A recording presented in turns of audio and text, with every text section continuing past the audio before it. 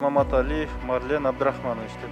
Ошо курстогулар көтөрүлсө эле, же болбосо ГСМдин баасы көтөрүлсө эле биз бүт азык-түлүктүү болгон бардык нерселерге бааны көтөрөбүз дагы, бирок алар кайра түшкөндө түшүрбөйбүз да. Внешний долг нашей страны составляет около 4 миллиардов долларов, большинство которых мы потратили на реконструкцию и строительство новых дорог. Однако, не построив основную дорогу Бишкек-Ош, мы уже ту часть, которая была уже построена, мы ее полностью ломаем. Все это происходит из-за того, что есть коррупционная схема наших весовых контролях. Правительство делает вид, что борется с пандемией, а народ делает вид, что самоизоляция, да. Чын-чынына келгенде кабыл аткан иш-чаралар эффективдүү болбой атат. Ошо 2000 баланычы, булардын апасы атасы жок, апасы атасы мамлекетте.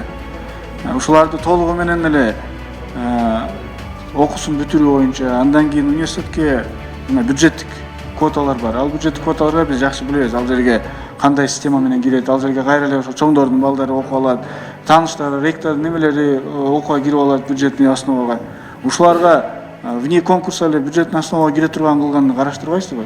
Баткенде атайын баягы спецназлардын айлыгын көтөрүү боюнча, ошолордун айлыгын көтөрөм деп, ал жерден премьер-министр мага сөз берген эле. Экотехинспекциянын жетекчиси оптимисттик жооп берди эле, смог быйыл болбойт депчи.